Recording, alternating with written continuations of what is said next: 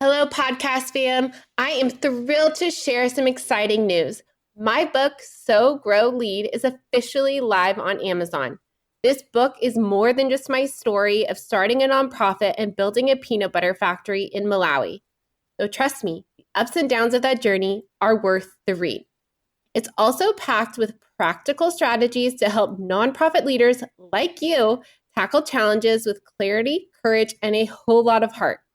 If you've ever wondered how to turn your vision into reality, navigate the inevitable hurdles, and build something meaningful, whether in your organization or in your own life, this book is for you. I'd be so grateful for your support in spreading the word. Grab your copy of Sow, Grow, Lead in the show notes and on Amazon today. Let's keep sowing seeds of impact together.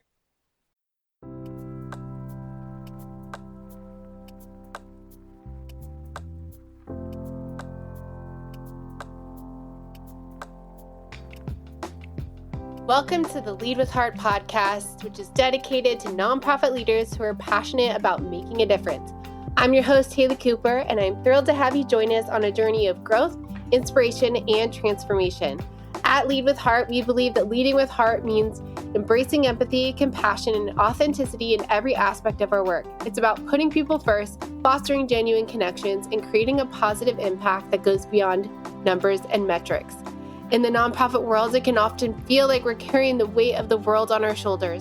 The challenges are immense and the road can be lonely. But here, you're not alone. This podcast is a community where we support each other, share our stories, and learn together. Each episode will dive into personal and professional development topics tailored specifically for nonprofit leaders. From innovative fundraising strategies and effective team management to self-care practices and leadership insights, we're here to provide you with practical strategies that you can apply to your life and work. My goal is to empower you, elevate your leadership, and engage your heart in all that you do. I want to help you navigate the unique challenges of the nonprofit sector with confidence and resilience, so you can continue to create meaningful change in the world. So whether you're driving to a meeting, taking a break, or winding down for the day, tune in and join us on this journey. Together we'll discover what it truly means to lead with heart. Thank you for being here. Let's dive in. Hello, everyone. Welcome back to the Lead with Heart podcast. Today, we're diving into the transformative power of philanthropy in global health care with Scott from African Mission Healthcare, also known as AMH. AMH is dedicated to strengthening health systems in underserved regions across Africa, particularly through support for faith-based missionary hospitals. Scott's journey is an amazing one, and I'm also really excited because one of those missionary hospitals is where I started PB&J. So we were just talking about all the wonderful things that they are doing in Koma, Malawi. And today we are going to explore how AMH is bridging gaps in healthcare access, their efforts to tackle global health disparities, and the personal motivations driving Scott's impactful philanthropic work. Well, let's dive into this compelling story. Welcome to the podcast, Scott. Well, thank you, Haley. I hope it is compelling, and it's a privilege to be here. I appreciate it. Well, I just love to learn about all these nonprofits that are doing wonderful work across the world. And can you share a little bit more about what African Mission Healthcare is and your role in helping deliver the mission? Sure. Maybe to start a little bit with how I got involved with it, I simply went to Africa. Back in 2007, my colleague, Dr. John Fielder, even before we created African Mission Healthcare, had a real heart for serving patients with HIV. And early in the 2000s, that was really a difficult job because there were no medications. People were dying very regularly. And imagine being a doctor, and he's a wonderful doctor trained at Johns Hopkins, who could have basically gone to work anywhere, but decided he would go serve at this time in Kenya at a hospital called Kajabe and try to serve people who were suffering with HIV. It was almost an insurmountable effort. And I had the privilege in 2007, at that point, they had started to get medication from a program that was sponsored by the U.S. called PEPFAR, which actually started allowing for a much broader range of care. And John had this vision that mission hospitals could not only be vehicles for supporting HIV care, but actually anchors that we could build the health system on. If you think about it, right now, roughly a third of all healthcare in Africa is provided by faith-based organizations. And Wow. when we looked at that, we also saw that these hospitals tended to be very high quality, had a lot of passion and effort within them. They had stayed through famine and disease, the Ebola crisis. Elwa Hospital in Liberia was one of the anchor institutions. So they have a reputation with the communities they serve of staying long. And so that became the point of focus for us, that we would say, how do we build on this great foundation or infrastructure? At that time, I was just visiting, and I really got exposed to what was going on, and just as much the disparity that was there. In Africa, a metric that always gets my attention is 24% of the world's disease burden is in Africa, but only 3% of the health workers and less than 1% of the health investment or spend is in Africa. And so the gap is enormous. And so it became a challenge for us. What can we do about it? So in 2010, we created AMH. I was one of the first board members at that time. And we started to really plot a course on how we could build an institution, an organization that could actually make a meaningful impact on healthcare in Africa. And then in 2017, I had the opportunity to join full-time. I became the president, to answer your question of what my role is today. And I spend probably about 40% of my time in Africa. Most of our team is actually there. We have 47 people on our team, 37 of which work and live in Africa, and 35 of those are African, because we think the context for the organizations we serve and the communities we serve matter a lot. And so our team really understands where they're working. Having said that, we also are curious, and we know that each hospital is unique. And so we don't take for granted it's just because we understand one hospital, we understand all of them. It's really hard work on the ground day after day to really get to know them and then to help support them. So that's generally what we do. When we think about it broadly, we like to say we treat for today. And so we provide direct patient care or programs that provide patient care with these hospitals. We train for tomorrow. We're developing the next generations of surgeons, physicians, health workers, nurses, anesthesiologists, anesthetists, people to actually provide care. And then we're transforming for the future, meaning we're actually building the hospitals up. We're building new facilities. We're strengthening their existing facilities. We're helping them get better at governance. All the things that make them an institution that can last a long time is what we're focused on, with the idea that we want to provide care immediately, but ultimately we want to build up the health system so that what we build lasts way beyond my lifespan, your lifespan, and anybody who's working there today. Wow, that's so beautiful. And thank you so much for sharing. And I would love to know, one, why people always ask me when I chose Malawi, like, why Kenya? And then how do you build those relationships in other countries to help these missionary hospitals? Yeah, so great question. We started in Kenya largely because it's what we knew. John was stationed there and had started working at Kajabe, which today is a really wonderful teaching and referral hospital outside of Nairobi. When he joined, there were probably only 4 physicians. Now there's more than 40 training physicians, let alone all the surgeons and other doctors that are working there. And so Kenya became a natural place for us to start. And then we started radiating throughout Kenya, particularly off of some of the HIV training that we were doing to help clinicians get better at treating HIV. But then what we started to do was really discover a lot of mission hospitals that, in our mind, were worthy of investment and had a lot of the foundation needed to really become stronger institutions, and not just providing care, but also providing really exceptional training. And so we decided to start building individual relationships with hospitals. So today we have about 31 active hospital partners that we're working with across 11 countries. And we carefully select those partners based on a number of attributes that we define as part of our strategic planning and strategy, which includes their desire to become teaching institutions, their established governance capabilities to actually sustain themselves, their willingness to take input. We have a set of what we call distinctives that we operate by. And one of the requirements we have is those hospitals have to value those distinctives. And at the same time, our people have to exercise them constantly as they engage with those hospitals, because we think that's the only way we can have a lasting impact with them. So that's how we started to build out that network.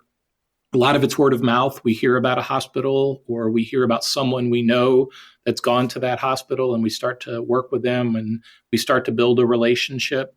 And we're actually, you use the word relationship, it is really important to us. We're really focused on starting with trusted relationships that are, they're not us giving the hospitals things. They're really us working together to understand what the real challenges are and how we can best solve them together. And then we try to bring resources to the equation. But we start with the relationship. We also start with the mindset we're going to stay long. A lot of these hospitals are used to people that show up and want to give them something, and they've already decided what to give them because they're smarter than the hospital. And we've learned that's really a bad model. Instead, we really try to go to the hospital and say, look, you're on the ground. You know what you need the most. We know what we know. And so we'll challenge you and we'll have really candid discussions. But we're not just going to show up and give you something and leave. We're going to show up for the long term and develop a trusted relationship where you can tell us no. You can tell us this is what we think we need. And we can likewise say to you, well, wait a second. We've tried this before. It didn't work. Let's think about this other solution. What do you think about that? That's the kind of relationships we're working to build across the network, which is why it's so important we have such a great number of people on the ground in Africa, because they're able to actually spend the time needed to actually build those kinds of relationships.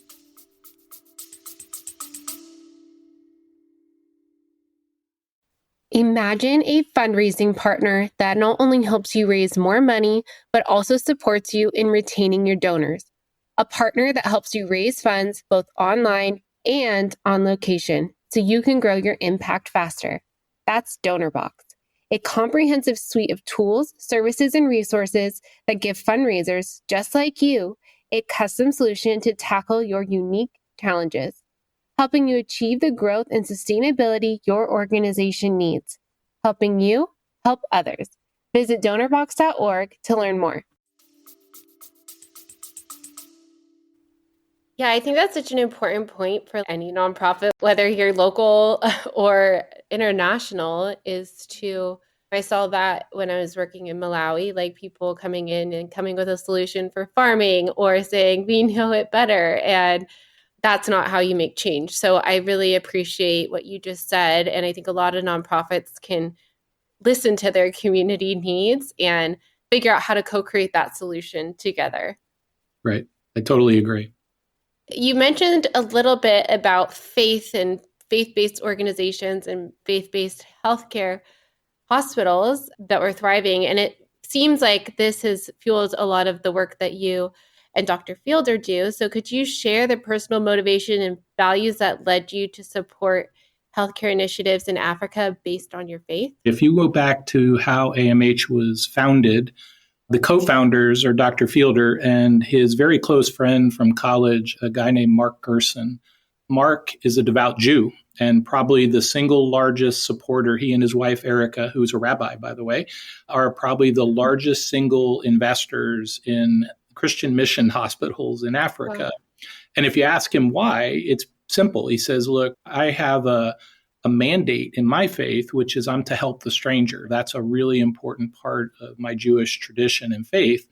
And I can't find a way of helping the stranger that's more effective than the work that AMH is doing. And so he aligned his values with the work that we were trying to do and has been a supporter since even before we created the organization. And why we have stayed focused on mission hospitals is, as I said before, they work. For example, transforming the system requires not only patient care, but training really good physicians for the future. And then they model and train the next generation after them. Imagine if you're a young surgeon going to a hospital, whether it's a district hospital or a government hospital or whatever it is, and the equipment doesn't work, or there's not enough supplies to even have gloves to actually care for the patient when they show up. you can't learn very well. And by the way, you can't practice your craft very well. And what we found was these hospitals, these mission hospitals, had a different mindset, that they were going to make sure that when someone showed up there to be trained or a patient showed up to be cared for, they were going to be prepared to provide that care in an excellent and compassionate way. And we think that's a model you can actually build on, and not only build care into, but start to change the practices around care, training new generations of health workers. The other thing we saw was that a lot of the traditional sources of support for these hospitals had waned. They moved away from Africa into other parts of the world. And so they left a lot of these mission hospitals without enough support to keep moving forward. And so when we saw that, we saw this perfect wave, if you will, of opportunity, because these hospitals were worthy of investing in and could make a difference, but a gap. They needed support. And so we said, okay, this is where we could have the biggest impact. And it's really proven out for us. We've actually been able to help some of these hospitals go from relatively unsophisticated, straightforward care providers to really being training centers where some excellent training is happening. As I mentioned, Kajabe, when John arrived there more than 20 years ago, there was no intensive care unit. There was very limited training. I think 3 interns in the entire intern class, which is a really important first step for a new medical student to actually get their year of internship. And now literally there's hundreds of people applying for the internship every year. There's pediatric surgeons, there's an anesthesiologist, there's oncologists, all kinds of people training at this institution, in large part because we and others have seen it as a place to invest over the last 20 plus years. And it's made that kind of impact, which really gets us excited, because then we think, okay, this works. We can keep replicating and doing this. So, yeah, I think that's so important for any nonprofit to have that replicable model that then you can scale and invite people, like you said, to invest in the mission. And in your view, what role can private philanthropy play in addressing the needs of these hospitals? And how does AMH work to make a meaningful impact with those dollars or those investments? Yeah, so first part of the question, an enormous impact. We find for us, the largest source of donation and support are private individuals and foundations that are interested in this work. And I like to tell people, it doesn't matter what your faith tradition is. These hospitals serve anyone, and they do it with no strings attached, and they do it excellently. And regardless of your own faith tradition or non-faith tradition, this is a place where you can have a really big impact. We try to tell the story in 2 ways. One, there's always the emotional level of look at the people you're helping, which matters. These are real stories of individuals, and I can share a couple even if time allows. But even more important for us is how do we help our donors feel that they're having a return or an impact on the quote investments they're making. And that's the way we think about it. If it were our money, would we invest it in this way? And are we getting the kinds of returns that we would expect? And it's hard work, because in this setting, the risks are high. The amount of effort it takes is very significant. We're not just providing a single solution. We're actually helping build up institutions that will last, hopefully, for generations. That's hard work. It's not easy. Things sometimes don't work as you plan. There are things that happen that disrupt it.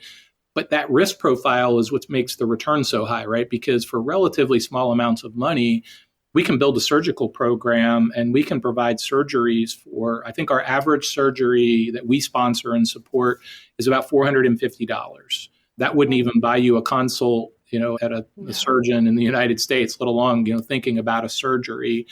And yet there's still so much to be done, right? In Uganda, we have a large maternal child program that we're developing. We're building a new maternity center. And in the rural parts of Uganda, 80% of the women who need a C-section don't have access. They can't get a C-section. So imagine you're a pregnant mom and you're having difficulty in delivering, and you can't get to a place where they can do the simple surgery of a cesarean section, and what that means for your life. The impact on babies, the impact on mothers is traumatic.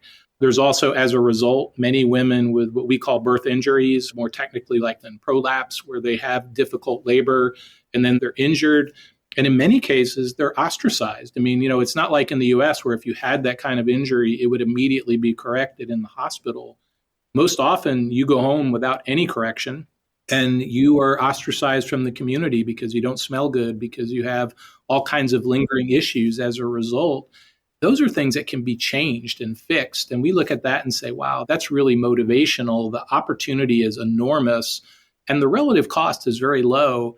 And we're not just solving that woman's problem, which is really important, but we're also training lots of other people so that they can do it for more and more women so they don't have a birth injury or they can get a C-section.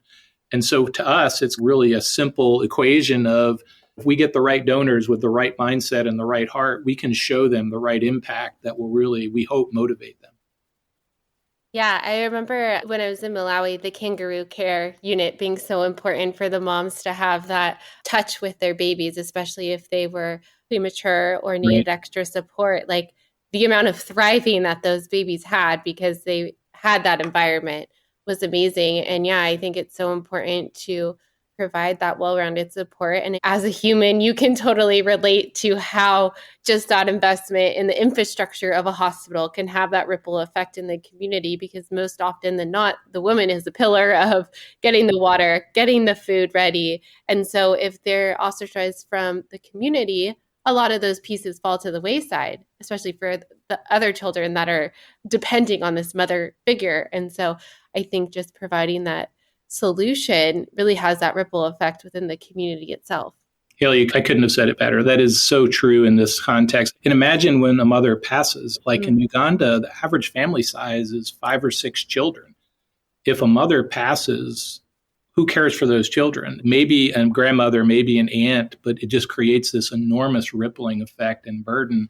On the other hand, if that mom is healthy, if she's energized, if she, has the opportunity to live out her full potential, her kids probably will get a chance to go to school and change the trajectory of the family, right? And that's the other thing we like to think about when we build these hospitals up. We're not just building up the care, we're actually helping strengthen the community, because these hospitals often are the largest employers in the communities they're in. And so now women are nurses, or men are clinical officers or nurses, or women are anesthetists. And before they would have been farm laborers, just working day to just raise food.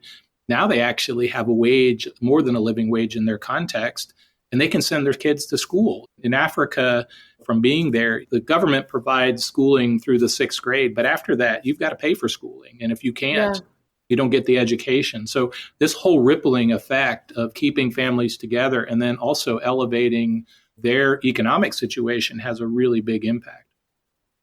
Yeah, it's beautiful to think about it like that. And when we were off camera, you're talking about this idea of ethical storytelling, especially for a nonprofit that is international based. And you mentioned that you do have some stories to share. So I would love to know how your organization navigates sharing the stories on the ground to inspire that philanthropy, but navigating that fine line of protecting their dignity and their confidentiality.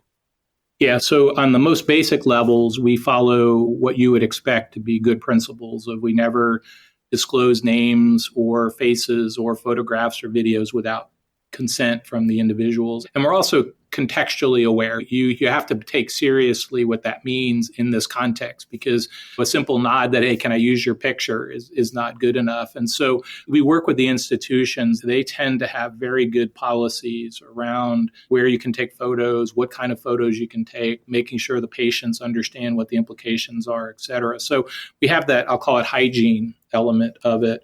But then on top of that, sometimes it could be rewarding financially to show the downside, sad part of this. What we like to really show is the fact that lives are changed and transformed. And so for us, most of the photos and things we try to depict are more about celebrating what's happened as life transforming and changing for the patients and individuals, rather than saying, hey, look how sad these people are. Don't you want to help them? Which I understand can be motivating to people. We instead really try to focus on, look how this person's life has changed. A good example, we had a video of this woman, which we didn't take. They took themselves, one of the people in her family group. She had gone back. She had a fistula, a birth injury for literally 35 years. So she's in her mid-50s. She had lived really separated from her family for the most part. She was, as she said, dry for the first time in 35 years. She went home, and the party they threw her and the video of them dancing and celebrating and stuff, it was just incredibly motivating. We didn't actually use that per se in our materials, but it's those kinds of stories that we like to tell. The other thing we like to do is really focus in on not only the patients, but the trainees, because some of that is really moving. We have a good example. We have a woman named Marlene who's currently finishing her final year in pediatric surgery at Kajabe Hospital as a trainee. She grew up in Burundi. Burundi is the poorest country in the world. She went to medical school. While she was there, she decided she wanted to be a surgeon because she actually encountered a young child that had basically been operated on several times by people that really weren't experienced to do the surgery, and they weren't able to help the child. And so she, at that point in time, said, I don't want this to happen in my country anymore. I want to be part of fixing it. So she went on, got her surgical capability. She became a general surgeon, did her clinical work, which is a 5-year track. And then on top of that said, I want to go on and get my specialty in pediatric surgery because I remember that small child that needed help. And when she entered the surgical program, she was going to graduate and be one of only 2 pediatric surgeons in the entire country of Burundi. So imagine 11 million people, relatively young population. So more than 50% of them are kids with no surgeon whatsoever that knows how to deal with pediatric cases. When she graduates from Kenya and Kajabe, she's going to go back to Burundi and she'll be one of 2 actually at that point, because we're graduating another person from the same program. But basically, she'll be one of 2 pediatric surgeons in the country of Burundi. And think about how transformative that will be for her life and for the people she's going to care for.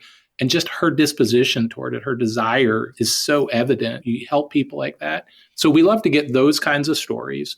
And the other thing, as I mentioned to you earlier, we also really try to talk to our donors through the lens of what's the impact. And we like to think of it as return on investment, because impact is one thing, but impact at any cost isn't really the game, right? The real effort is, how do I maximize taking scarce resources, because even generous donors can only give so much. And how do I then make sure that's really having the biggest impact we can have? And so we've also really tried to focus on what are ways to measure those impacts, whether it's the number of patient visits that'll be enabled, whether it's the lives, what we call disability adjusted life years or quality of life. Think of it that way, improvements that we can have by interceding for people. We try to measure those things. It's not always easy because some of the things we do are very systemic, but we always try to go back to what's the lingering impact? What's the bigger impact? And our donors want to hear that as well. Not all donors. Some donors just want to know, I helped this kid with surgery. Other donors, they'll want to know, okay, I invested X. What did I get for that? They want to be really responsible with their philanthropy. Where we try to focus is that combination of personal stories, but in a positive way, combined with metrics and other things that help people see the degree of impact that they're having.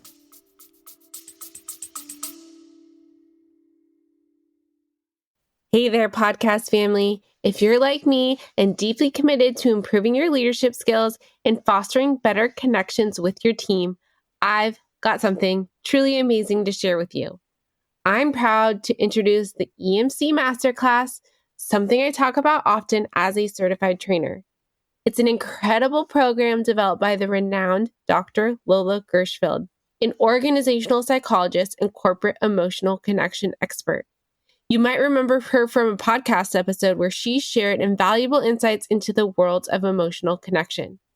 Dr. Gershfeld's EMC Leaders courses are designed for anyone working with people, whether you're a manager, supervisor, team leader, educator, coach, mentor, or a team member. This program is truly for everyone looking to enhance their communication and collaboration skills to raise more revenue for their mission. Now, let me tell you why the EMC Masterclass is a game changer. Dr. Gershfeld's Groundbreaking emotional connection process has been integrated into top universities' curriculum and recognized by international organizations like ICF, HRCI, and SHRM. Humans are wired to seek emotional safety, and when we feel safe, we're more likely to take risks, share innovative ideas, and collaborate effectively. The EMC process is the catalyst for creating that emotional safety within your team. The virtual EMC masterclass consists of 8 modules with 4 hours of expertly recorded material, 13 quizzes to reinforce your learning, and a workbook filled with activities for offline practice and something I still refer to daily. Ready to become an emotional connection master? Dr. Gershfield is offering an exclusive detail for our podcast listeners. Use the code LEADWITHHEART to enjoy a generous 10% discount on the EMC Masterclass. Head over to emcleaders.com and enroll in the EMC Masterclass today. Yeah, that is so important to have a blend of both. And aside from the storytelling and impact, obviously, it can be difficult to transport the donors to experience what is going on the ground. So what else do you do to engage your donors to understand what your mission set out to accomplish? We think of our donors as the opportunities for deep relationships. So we start with the idea that our goal for them is not just to get money, but to build lasting understanding of what we do, how we do it, including getting them to a level we call ambassadors, where they're comfortable sharing their networks with us and telling people about AMH. So part of that is engaging with them, in person regularly, particularly our larger donors. One of the things we started several years ago for our major donors or potential major donors is what we call visioning trips. So we actually have developed a 1-week experience where selected people will come and spend the entire week in a mix of enjoying Africa. Many have never been, so going on a safari and doing the things that a lot of people want to do, but then also getting a deep dive into at least 3 of our different programs. So we take them to different institutions and we spend the day with them.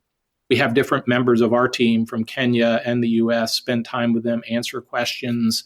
And we use each evening as a way of visiting a part of our strategy or how we approach the work that we do. And we find that deep dive really starts to help them understand how we do what we do, why it's impactful, and then really appreciate the nuances to it, right? And see that something that, really requires a lot of focus and attention. We find that helps us a lot. We also share as much information as regularly as we can with them, whether it's by email, video. We use a combination. We do have a videographer that lives in Kenya that helps us gather stories. We have people that also interview different patients, trainees, et cetera, to understand their experiences, both to improve the work, but also to help tell the stories that help people get more excited about the work that we're doing. So it's that combination of things that we really try to engage the donor broadly. And we also try to understand what the donors value, right? Not everybody has the same mindset. So how do we understand what's important to you so that we can then share the information and the stories and the knowledge that really will motivate you and get you more, comfortable, excited, whatever words you want to use about what we're doing. That is so good. And yes, you're nailing the philanthropy and fundraising. As we're recording this 6 weeks from 2025. What is your vision for AMH in 2025 and beyond? And what are some of the shared goals that you are talking to your donors about now? Yeah, so I'll approach that in 2 buckets. One is what we're focused on from the standpoint of expanding our footprint and our care. We have 4 what we call strategic initiatives or priority initiatives that we're really focused on. And why we like them is they help bring together the different things we do in a more comprehensive way. So as an example, one is something we call the Mission Hospital Teaching Network. It's a network of about 10 hospitals that are firmly committed to becoming or being training institutions. And so we have a prolonged focus on how do we invest in them to take them from wherever they are today to that ambition of being a more comprehensive training center so they can really provide the quality of training and the depth and breadth of training that they really aspire to, which won't be the same for everybody, but it's very similar. And then we bring them together so that it's not just us working with them, it's them working with each other. So they're learning from each other. And we do different meetings together. We focus on different initiatives that they care about to help them learn from each other. So that's one. The second is maternal child health. We see that as a game changer in Africa at almost every level, because as you said, if you care for the mother, you're caring for the family. If you save a baby or a young person's life, or you change their life. I was at one of our hospitals a couple of years ago, and the surgeon was doing a surgery. This young girl was 11. She had what's called a contracture disorder disease. And what had happened is she had fallen in a fire, and her foot, the scar tissue and her tendons and muscles had contracted so that her toes were touching her shin. So imagine your child's foot pointing straight up with just their heel touching. And someone had given her a pair of Converse high-top tennis shoes. And so one foot was in it regularly and the other one, her toes were sticking out of the top of the shoe. And I was watching the surgery, and the surgeon goes, today we're going to change this young girl's life. And she had lived for 5 years. She had been burned when she was 6. Now she's 11, and she's been walking around like this and suffering with this. And it was very curable, right? It was very able to be we could change that, right?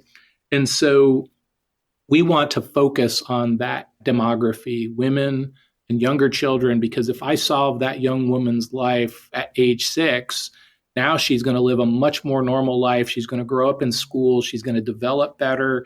She's going to be more content, happier. Her life trajectory is going to be changed. So maternal child care is another major focus for us, and we want to expand the programs we're doing dramatically in that area.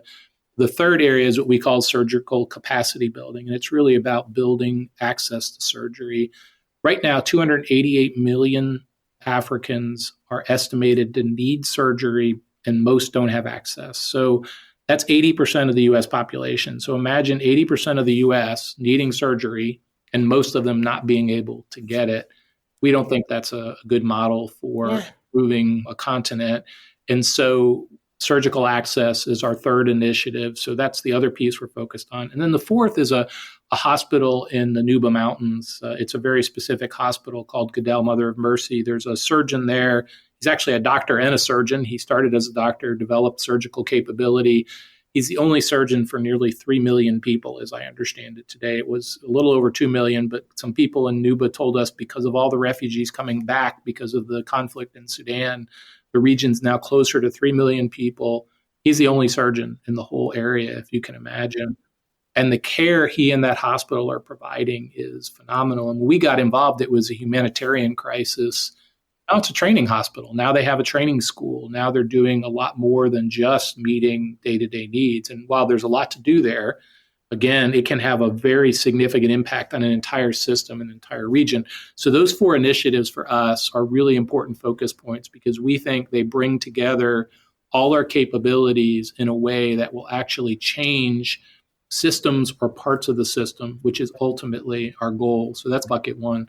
Bucket 2 is we want to get much better at fundraising. I am confident we could double our revenues and expenditures and still do it at the same quality that we're doing it today with very little incremental investment. The last 5 or 6 years, we've really invested to build the infrastructure, the scalability, the capabilities that allow us to do more with very little incremental investment. And so with just some moderate increases in staffing and systems, we could easily go from being about an $11 or $12 million organization to a $25 million organization overnight, which means we could meet, instead of 2% of the need, maybe 4% of the need, right? The need is so big, but still that would make a really big impact on the work we're doing. So that's our other focus. We talk to our donors. We're like, how do you help us really get the word out to develop a bigger network of donors that care about the work we're doing, that want to be those people that really provide that long-term support? Because we want to be long-term support for the people we're caring for and the institutions we're building. Who can we partner with that wants the same thing from a donor perspective? And so those are the 2 areas that we're really focused on for 25 and beyond. I love that. Thank you so much for sharing. And I feel like they go hand in hand. Well, if people want to learn more about your organization and how they can support you, where can they find you? Well, several places. Our website is a good place to start. It's africanmissionhealthcare.org. all one word, no spaces. You can also email me or our info account, which is scott.marcello, Marcello, at africanmissionhealthcare.org, or simply info, info, at the same. You can follow us on X, on Facebook. We now have a TikTok account where we're trying to do TikTok, which is really funny because we're not necessarily great at it, but we're still trying. We'll do anything to get the story out. Anything people can do to just help us reach the right people. It's a specialized area. Not everybody is interested in Africa. There's lots of issues about investing in Africa. People have concerns and skepticism. But again, we think that's the value we can create because we can step into that gap and do it really well as a trusted partner. And that's part of our real goal, is to have donors trust us with what we know is a really important part of their lives, philanthropy. And so those are 3 ways they can get to know us. And if you go into our website, you can sign up for our newsletters, you can do a lot of things just to get to know us more. Of course, we love donations, but just as much, we really love people that are just interested in what we're doing and want to learn more about us. Well, thank you so much, Scott. We'll make sure to link all of that in the show notes and our social media posts so people can follow you wherever they follow things and subscribe to your newsletter. And I have just really appreciated this conversation and learning more about the work that you're doing. Well, Haley, thank you. It's been a great experience. Thank you for letting us tell the story on your show. We really appreciate it. If you have valued these stories or learned something from what you've heard, please share this podcast episode or follow me on LinkedIn. Thank you so much for your support, and together we can build a better community and world.